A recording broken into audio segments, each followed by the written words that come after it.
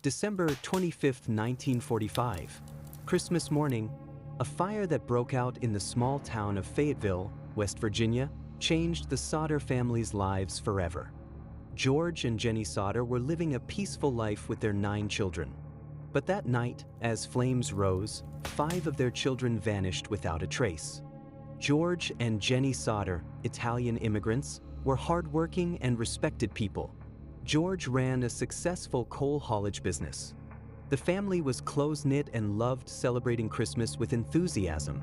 That day, 9 of their children were at home: Maurice, Martha, Louis, Jennie, Betty, Marion, Sylvia, and their 2 older sons from previous marriages, John and George Jr. They were a well-known and liked family in Fayetteville. They had good relationships with their neighbors and were actively involved in town life. Christmas Eve was, for them too, filled with the usual joy and anticipation. On Christmas Eve, the children were excited. Some played with their new toys before going to bed. Their eldest daughter Marion remembered the phone ringing around 11:30 p.m. and an unknown woman asking for someone who didn't live there before hanging up, saying it was a wrong number. About half an hour later, George Sodder heard a loud bang on the roof and found the downstairs door unlocked when he went to check. When he went back to bed, everything seemed normal. Perhaps these small details were harbingers of the terrible night to come. In the early hours of the morning, Jennie Sodder awoke to the smell of smoke. A fire had started downstairs. George and Jennie managed to escape outside with their 4 surviving children. However, Maurice, Martha, Louis, Jennie, and Betty were trapped inside. George tried to use his coal trucks to break down the wall, but the vehicles wouldn't start.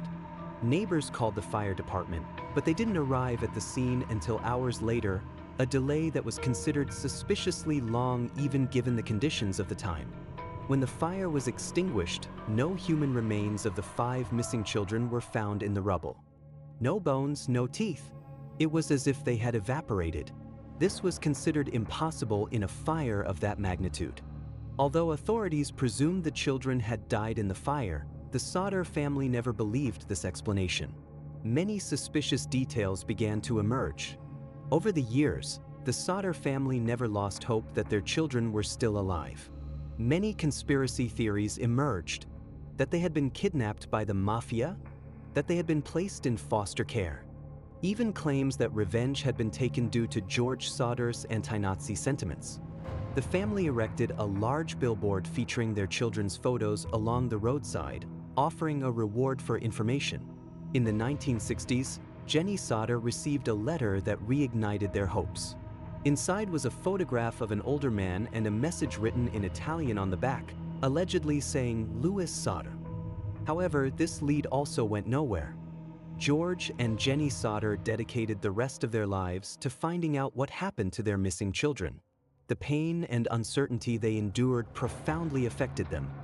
Years of investigations, private detectives, and countless tips unfortunately yielded no concrete results. George Sodder passed away in 1969, and Jennie in 1989. Their surviving children also never fully gave up hope of solving the mystery of their siblings. Decades later, the disappearance of the Sodder children remains one of America's biggest and most disturbing unsolved mysteries. The cause of the fire, the fate of the children, and the fact that no remains were ever found raise numerous questions. This event highlights the potential failures in the authorities' investigation and the unspeakable pain endured by a family. The mystery of the Sodder children continues to remain shrouded in darkness. Perhaps one day, the truth behind this tragic event will come to light. What do you think happened to the Sodder children? Share your theories and thoughts in the comments section below. Don't forget to like this video and subscribe to our channel. We'll see you in the next mysterious case.